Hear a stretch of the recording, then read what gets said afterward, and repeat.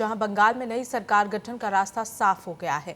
बंगाल में नई विधानसभा गठन की अधिसूचना जारी कर दी गई है।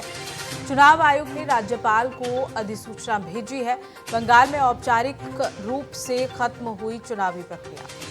संवैधानिक प्रक्रिया का अहम चरण पूरा हो गया है।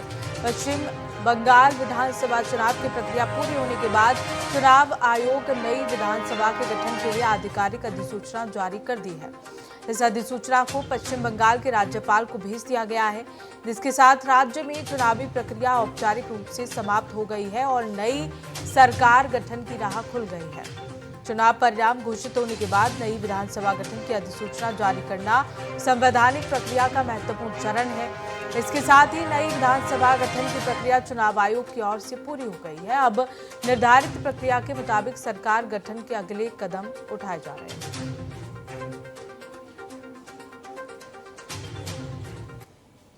तो वहीं दिल्ली की मुख्यमंत्री रेखा गुप्ता ने कैबिनेट बैठक में वोकेशनल शिक्षकों और समग्र शिक्षा अभियान के तहत संचालित विशेष प्रशिक्षण केंद्रों में कार्यरत शिक्षकों के वेतन में महत्वपूर्ण वृद्धि की घोषणा कर दी है।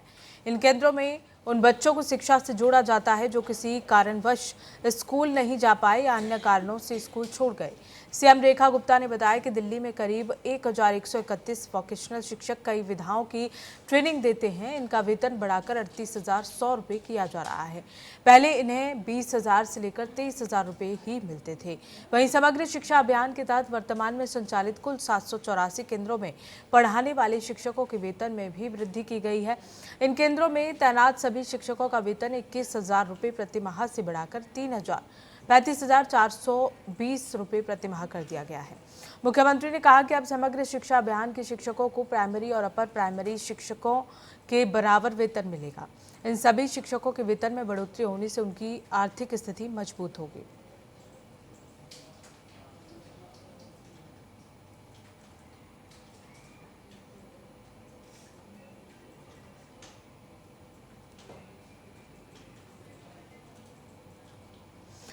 और इस बीच एक बड़ा अपडेट, IRCTC घोटाला मामले में अहम सुनवाई आज। राउज एवेन्यू कोर्ट में आरोप तय करने पर होगी बहस।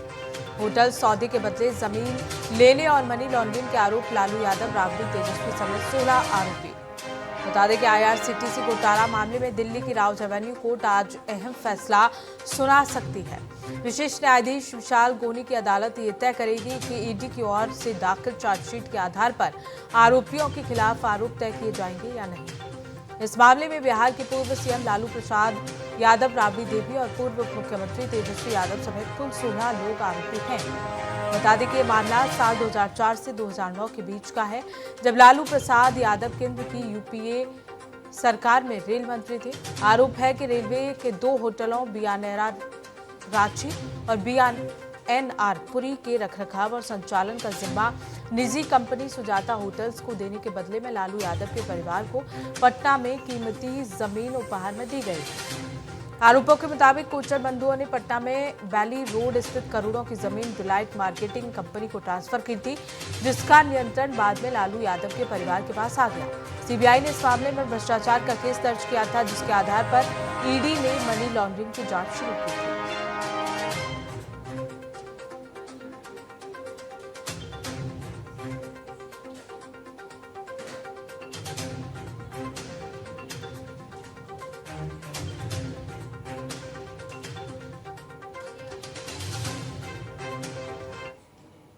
तो वहीं दिल्ली, यूपी, बिहार, मध्य प्रदेश समेत 14 राज्यों में बारिश और आंधी तूफान आने का अलर्ट जारी किया गया है। मौसम विभाग ने अपने अलर्ट में कहा कि इस दौरान 70 किलोमीटर प्रति घंटे की रफ्तार से हवाएं चलेंगी।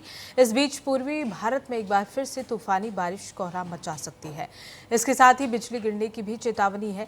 जिन 11 राज्यों में बारिश का अलर्ट है उनमें यूपी, बिहार, दिल्ली, झारखंड, उत्तराखंड, हिमाचल, पंजाब, हरियाणा, राजस्थान, मध्य प्रदेश और पश्चिम बंगाल शामिल है। वहीं दिल्ली NCR में मौसम ने एक बार फिर करवट ली है। आज आंशिक रूप से बादल छाए रहने के साथ बिजली कड़कने की संभावना है। लखनऊ और आसपास के इलाकों में आंशिक बादल छाए रहने और गरज के साथ बारिश होने का भी अलर्ट है।